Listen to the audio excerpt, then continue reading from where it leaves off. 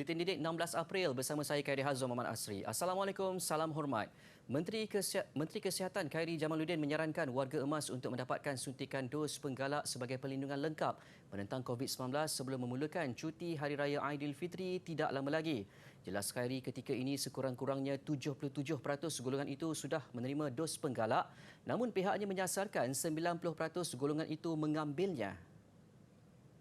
Soalan tadi sama ada saya jangkakan akan meningkat atau tidak. Ya, memang betul.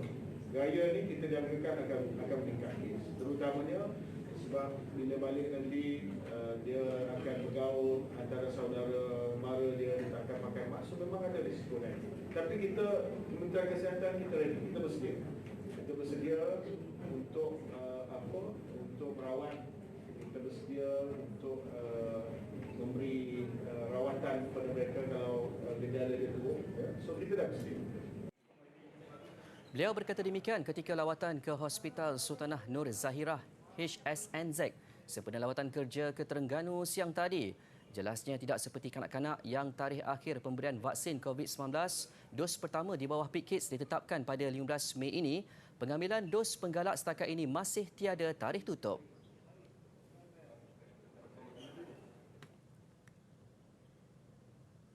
Dalam pada itu, kerajaan menunaikan janji membenarkan rakyat pulang ke kampung untuk menyambut 1 Syawal selepas 2 tahun sekatan dilaksanakan berikutan penularan COVID-19.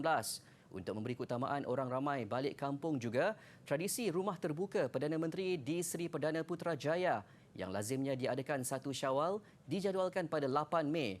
Umat Islam di negara ini dijangka menyambut 1 Syawal pada 3 Mei. Menurut Perdana Menteri Datuk Seri Ismail Sabri Yaakob, perubahan tradisi rumah terbuka itu dilakukan kerana beliau mahu orang ramai balik kampung meraihkan 1 Syawal bersama keluarga masing-masing. Jadi boleh balik, bebas. Jadi kalau ada orang kata betul ke tak betul boleh balik kampung. Dan saya pun merancang untuk sambutan Hari Raya Open House untuk Perdana Menteri di Seri Perdana. Saya tak buat hari pertama. Biasanya hari pertama raya, open house, rumah Perdana Menteri. Tahun ini tidak, sebab saya nak beri peluang semua orang balik kampung dulu. Rumah terbuka Perdana Menteri peringkat Parlimen Bera pula dijadualkan pada 7 Mei dan akan berlangsung di dataran Kerayong. Walaupun pelbagai kelonggaran diberi, Perdana Menteri menasihati orang ramai agar terus mengutamakan kawalan kendiri ketika musim perayaan. Ia termasuk memakai pelitup muka dan mengamalkan penjarakan fizikal sebagai langkah keselamatan semua pihak. Datuk Seri Ismail ditemui media selepas menyampaikan sumbangan Aidilfitri kepada golongan memerlukan di Masjid Al-Mutakin, Kampung Mengkarak, Bera siang tadi. Selepas hampir 24 jam dilaporkan hilang di kawasan hutang kampung Malawa di Jalan Sepanggar, Kota Kinabalu, kanak-kanak lelaki autisma berusia 5 tahun akhirnya ditemui selamat pada jam 1.30 tengah hari tadi. Jaden Gabriel Peter ditemui sekumpulan sukarelawan yang membantu usaha pencarian di Bukit Janggut, Sepanggar. Kanak-kanak itu dilaporkan ditemui pasangan suami isteri bersama rakan mereka. Kumpulan itu menyertai pencarian secara sukarela pagi tadi selepas mengetahui kehilangan kanak-kanak autisma berkenaan. Menurut saksi terbabit, mangsa ditemui kira-kira 20 meter dari kawasan puncak Bukit Janggut. Sebaik diselamatkan, Jaden diberi rawatan awal oleh pasukan bomba sebelum dihantar ke hospital. Mangsa dilaporkan hilang di hutan berkenaan kira-kira jam 3 petang semalam dalam keadaan tidak berbaju dan seluar. Susulan itu, operasi pencarian dilakukan pasukan penyelamat bersama penduduk di kawasan belakang rumah mangsa dan sepanjang sungai berhampiran. Antara inisiatif diambil pasukan gerakan udara PGU Sabah yang turut membantu di kampung Kodingan Malawa menebangkan drone sambil memainkan lagu Baby Shark dan rakaman suara ibu Jaden bagi menarik perhatian kanak-kanak istimewa itu. Pemakanan adalah kunci kesihatan dan kecergasan setiap individu, apatah lagi mereka yang bergelar atlet. Pengambilan makanan berkhasiat menambah tenaga serta bersesuaian dengan aktiviti sukan yang diceburi perlu dipantau setiap masa dalam memastikan keunggulan prestasi atlet. Segmen Kerjaya Pilihan minggu ini mendalami tanggungjawab seorang pegawai pemakanan sukan. Tabiat gaya hidup yang pelbagai mendorong kita mengambil apa sahaja makanan biarpun sesetengahnya tidak diperlukan tubuh. Bergelar atlet, penting untuk mengambil pemakanan seimbang di samping tenaga tambahan yang diperlukan supaya mendapat komposisi tubuh serta tenaga yang optimum sewaktu bersukan. Inilah hakikat tugasan Chai Wen-jin yang bertanggungjawab sebagai pegawai pemakanan sukan di Institut Sukan Negara sejak 17 tahun lalu. Kita akan ada penilaian dari segi komposisi tubuh, tengok berapa banyak masa dia ada, berapa banyak lemak dia ada, adakah bersesuaian ikut jenis sukan dia main, ataupun adakah dia ada berat kategori ikut sukan yang dia ceburi semua tu, dan perubahan perancangan untuk weight management yang kita menguruskan berat badan dia untuk naikkan masa ke, turunkan berat badan dia, ikut kesesuaian untuk tujuan sukan dia juga. Dan kita ada juga sesi yang kita buatkan program suplemen, maksudnya kita memberikan makanan tambahan untuk komplementkan daripada makanan dan untuk dapatkan prestasi sukan yang lagi elok. Selain menilai pemakanan atlet berdasarkan keperluan individu, jenis aktiviti dan acara yang diceburi dengan menggunakan pendekatan saintifik sesuai dan terkini. Seorang pegawai pemakanan sukan juga bertanggungjawab merancang intervensi pemakanan atlet untuk sesi latihan dan pertandingan. Kita juga ada sukan yang memang sangat precise pasal komposisi tubuh dia, tak nak lebih 1 gram berlemak. Contohnya sukan yang lebih estetik sikit macam gimnastik, gym rama. Jadi untuk sukan tu dia ada penilaian yang lagi kritikal dari situ. Ada juga sukan yang dia memerlukan penjagaan status hidrasi supaya dia tak jadi cramp semasa dia latihan. Ada sukan yang dia akan fokuskan kena naikkan sebanyak boleh masa yang ada untuk eksplosif punya sukan. Jadi kita punya kerja kita tu akan bergantung kepada jenis sukan, lepas tu target latihan ataupun target prestasi atlet, baru kita akan buatkan intervensi kita ikut kesesuaian. Ujarnya komunikasi yang baik dengan atlet dan jurulatih amat penting dalam memastikan setiap misi dapat dilaksanakan dengan jayanya. Setiap perancangan yang disediakan mungkin dapat diikut dengan baik, tetapi ada juga yang kurang kesedaran dalam diri. Kita punya cabaran sekarang tu ialah daripada kesedaran dah ada, aplikasi tu. Macam orang kata dia nak turunkan berat badan dia kena jaga makan, tapi bila nak suruh buat tu macam nak tak nak tu, yang ada yang memang dedikasi tinggi memang terus buat, ada yang nak tapi usaha nak buat tu tak berapa sampai lagi. Justru pendidikan pemakanan bukan sahaja penting kepada atlet, tetapi juga jurulatih dan keluarga atlet supaya perancangan yang disediakan dapat diselia secara menyeluruh.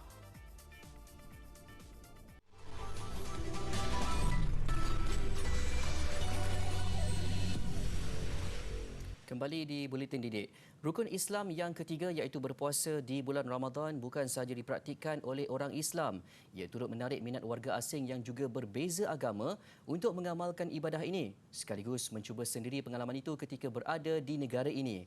Wartawan Miza Syafiza Muhammad Fuad berkesempatan berkongsi pengalaman dengan seorang warga Korea yang turut menjalani ibadah puasa. Ikuti laporannya. Pendedahan kepada budaya dari Korea Selatan sememangnya tidak asing lagi di negara. Ia dapat dilihat melalui penggunaan bahasa Korea mahupun pemilihan makanan tradisional mereka seperti kimchi.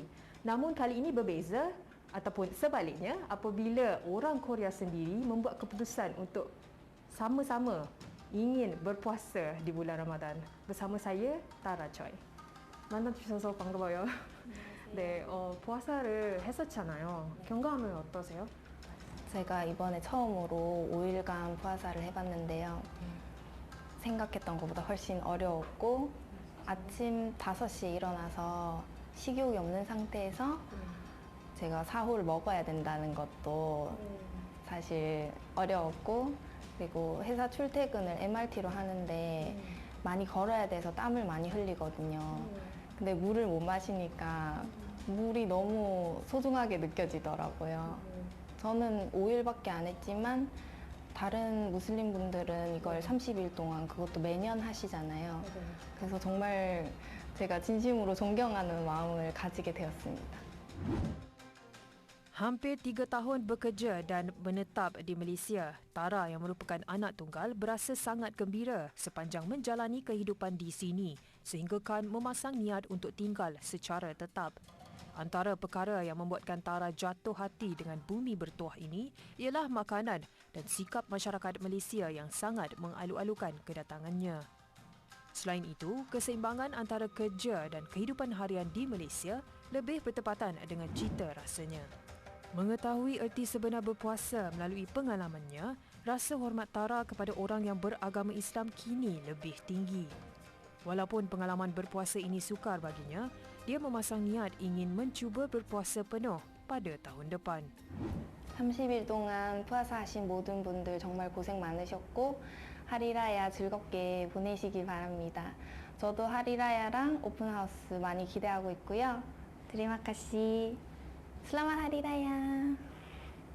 오, 진짜 follower분들이 진짜 좋아하겠네요. 지금까지 미사였습니다. 고생 많았습니다.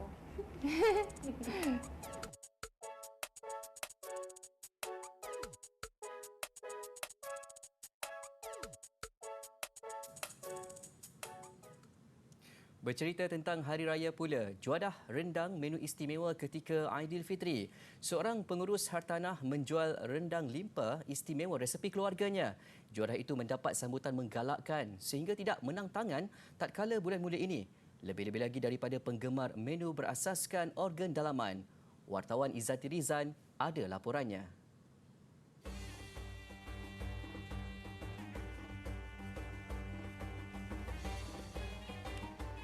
Setiap kali bulan Ramadan, inilah rutin Yuliana Muhammad Amir, 44 tahun selepas pulang bekerja, iaitu menyiapkan tempahan yang diterima pelanggan.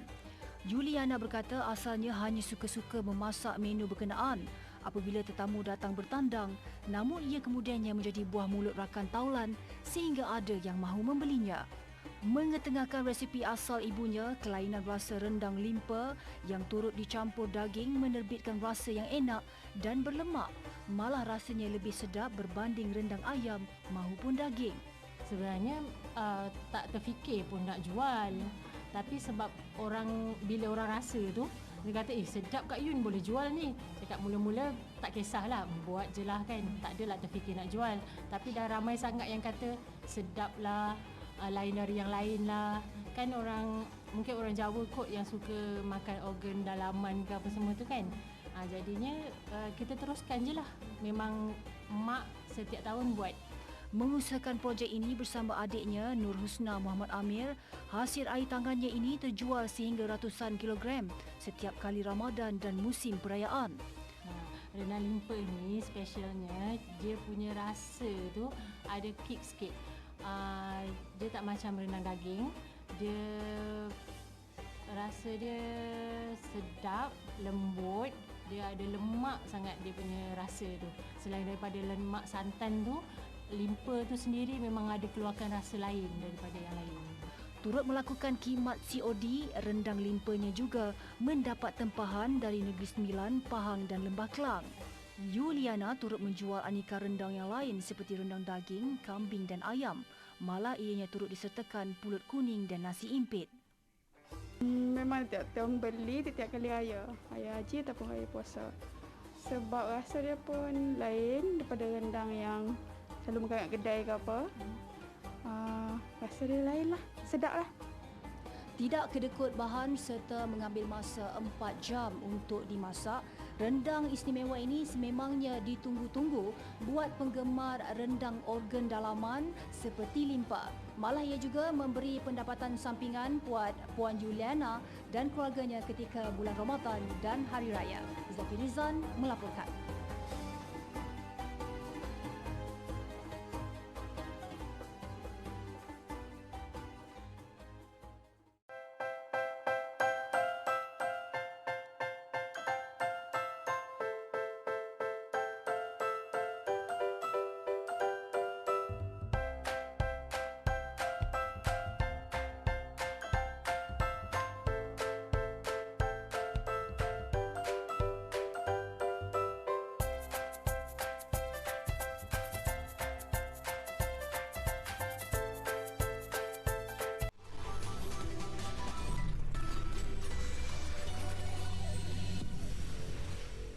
Sini mahal, sana mahal. Ramai merungut harga makanan naik mendadak. Peniaga pula dengan alasan kenaikan harga bahan mentah menyebabkan mereka tiada pilihan. Berbeza dengan seorang peniaga kuih tradisional di Kempas, Johor yang mengambil keputusan tidak menaikkan harga namun masih mampu meraih perhatian pelanggannya. Siti Nur Hidayah Hussein, 37 tahun, mula mengusahakan pelbagai kuih tradisional sejak 7 tahun lalu. Antara kuih yang paling popular, kuih bangkit santan, bangkit gula Melaka dan bangkit santan bijan. Tidak hairanlah premis di Kampung Maju Jaya ini sering jadi tumpuan. Siti mengakui kenaikan harga bahan mentah sejak akhir-akhir ini menjejaskan perniagaannya. Namun dia mempunyai kaedah tersendiri bagi menyerap kenaikan itu sekaligus membolehkan semua produknya dijual pada harga lama. Dia kalau macam dulu, macam 3 tahun, 4 tahun yang lepas, kuih ni sebenarnya kita jumpa memang time raya je. Time raya. Bila time raya adalah. Jadi lepas hari raya, musim perayaan tu, biasa saya tak buat kuih dah. Jadi dekat situ memang boleh cover masa PKP tu. Dia macam kan duduk rumah kan. Jadi dia orang macam banyak beli kuih untuk buat makan-makan kat dalam rumah. Pembukaan pintu sempadan Johor Singapura 1 April lalu juga melegakan Siti Nurhidayah kerana sebahagian besar pelanggannya adalah dari seberang tambak. Saya selalu datang sini untuk beli kuih raya sebelum Syawal. Selalunya di sini bangkit dia memang sedap lah. Jadi saya selalu ulang-alik datang sini. Jadi kali ni saya nampak ada yang baru, keluaran baru. Mungkin nak try bangkit velvet cheese ni. Dan juga seperti Oreo. So this is the first time lah, so saya nak try yang baru. So pada saya harga dia berpatutan. Jadi insya-Allah boleh belilah tahun ni lagi.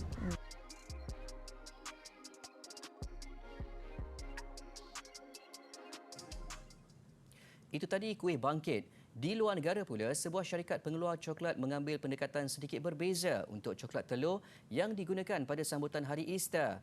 Coklat terbabit tidak disalut dengan plastik dan biji koko yang digunakan pula adalah daripada sumber lestari. Berpangkalan di Falmouth, England, Chocolade asalnya adalah projek suka-suka buat pengasasnya Mike Longman yang pernah bekerja sebagai chef pastry. We make chocolate. It's a pretty simple job when you write it down on paper. We make chocolate, but to add infinite complexity, we make chocolate the best we can without any compromise.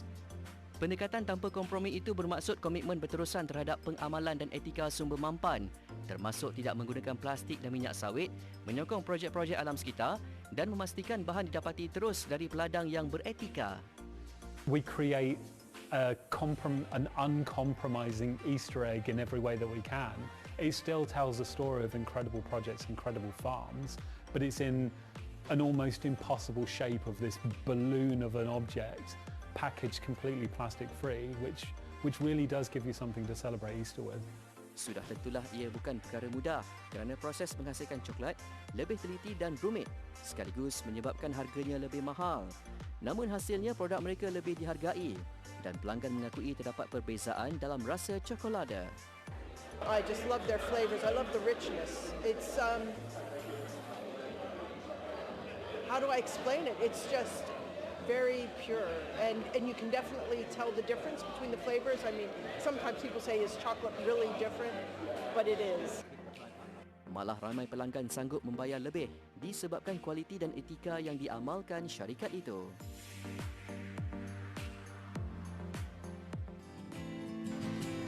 Kamera infrared akan mengesan haba pada yang dipancarkan oleh sesuatu objek.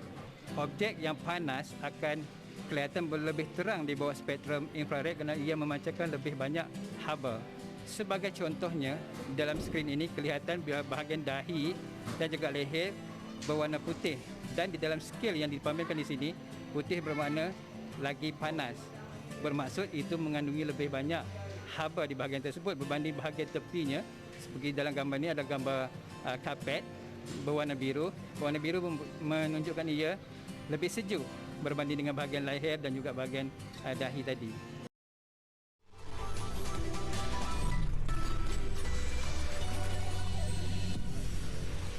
Masih di Buletin Didik. Terus kita ke perkembangan sukan. Wakil negara Johor Darul Takzim membuat permulaan membanggakan di Liga Juara-Juara Asia ACL beraksi di perlawanan pembukaan kumpulan I. Skuad bimbingan Benjamin Mora itu merakam kemenangan bergaya ke atas Guangzhou FC 5-0. JDT memanfaatkan sepenuhnya kelebihan sebagai tuan rumah dalam aksi sulung kumpulan I di Stadium Sultan Ibrahim. Tindakan Guangzhou FC membawa pasukan kedua mengundang padah menyebabkan mereka gagal mengimbangi dominasi JDT. Berson da Silva membuka tirai jaringan seawal minit ke-10 permainan. Kesilapan sendiri penjaga gol He Lipan gagal menangkap kemas percubaan Fernando Forestieri menyaksikan mereka dihukum kali kedua 3 minit berselang. Separuh masa pertama berakhir 3-0 selepas Bergson menyumbat gol kedua peribadi. Penyokong Harimau Selatan terus ceria meraihkan kedudukan semasa 4-0 menerusi Bergson yang melengkapkan hat-trick di minit ke-52. Nasib pelawat kian parah, terpaksa beraksi dengan 10 pemain selepas Guan Hao Jin diperintah keluar padang minit ke-70. Kesempatan itu dimanfaatkan sebaiknya pemain gantian Muhammad Ramadan Saifullah Usman yang menambah satu lagi gol 9 minit sebelum permainan tamat. Kemenangan 5-0 itu merupakan kejayaan terbesar JDT sejak penampilan pertama mereka di peringkat kumpulan pada 2019. Sementara itu, dua lagi pencabar dalam kumpulan I, Kawasaki Frontale dan Ulsan Hyundai, mengutip satu mata dalam perlawanan sulung di Stadium Tan Sri Hasan Yunos di Lakin. Ulsan Hyundai dari Korea Selatan yang juga juara edisi 2020 berada di hadapan minit ke-21 hasil penyudah Leonardo Di Souza ketika mereka seakan keluar selaku pemenang. Shintaro Kurumaya tampil menyelamatkan lawan dari Jepun itu dengan gol penyamaan pada masa kecederaan. Permainan berkesudahan 1-1. Dalam saingan kumpulan F, juara 2 kali Urawa Red Diamonds membuat permulaan meyakinkan selepas membenam Lion City Sailors 4-1. Kasper Juncker mencatat nama selaku penjaring seawal minit ke-8 permainan di Buriram, Thailand itu untuk Urawa Red Diamonds. Lion City Sailors kemudian ketinggalan 0-2, 7 minit berselang menerusi penyudah Ataru Esaka. Jans Mube Carlson menghasilkan gol ketiga pasukan pada minit ke-42 namun melakukan jaringan sendiri seminit selepas itu menjadikan kedudukan semasa 3-1. Yosuke Matsuo menutup sisa cabaran wakil Singapura itu dengan menjaringkan gol terakhir permainan memberikan 3 mata pertama kepada Urawa Red Diamonds. Persediaan skuad bawah 23 tahun kebangsaan menghadapi cabaran Sukan C Vietnam bulan depan. Sedar akan saingan sukar bakal ditempuhi, pengendali pasukan Brad Maloney tidak mahu mengambil risiko lalu memanggil penyerang kebangsaan dari kelab KV Kotrich, Lukman Hakim Syamsuddin. Turut diletakkan dalam senarai 31 pemain untuk latihan pusat ialah Hadi Fayad Abdul Razak. Persatuan Bola Sepak Malaysia FAM mengumumkan pasukan negara yang mengambil bahagian di Sukan C 2021 bulan depan akan memulakan kem latihan pusat Selasa ini. Diundi dalam kumpulan B bersama Thailand, Singapura, Kemboja dan Laos, Melanie nampaknya bercadang membentuk gandingan mantap dengan memanggil kelompok pemain terbaik menyertai persiapan. 19 daripada 31 pemain yang tersenarai menganggotai skuad bawah 23 tahun negara ketika Malaysia layak ke Piala Asia dengan menjorai kumpulan J di Mongolia tahun lalu, termasuklah Lukman Hakim yang berpangkalan di Belgium. Hadi Fayad yang beraksi di Jepun bersama Azul Claro di Division 3 juga dipanggil. We'd like to think that we will get our core group together, as many players as possible, and if we can do that, I'm sure we can achieve something. But at the end of the day, we'll try and assemble the best team we can and have a performance in the SEA Games that hopefully people can be proud of. Selain latihan, pasukan negara dijadual beraksi dalam 2 perlawanan antarabangsa kelas 2 secara tertutup menentang Timor Leste dan Filipina di ibu negara. Skuad penuh 20 orang pemain itu akan menjadi kumpulan pertama kontingen negara berlepas ke Vietnam 4 Mei ini. Persediaan pasar Easter di Vienna mengakhiri buletin didik. Ia kali pertama diadakan kembali sejak pandemik COVID-19 melanda dunia. Saya Khairi Azhar Muhammad Asri. Salam hormat dan Assalamualaikum.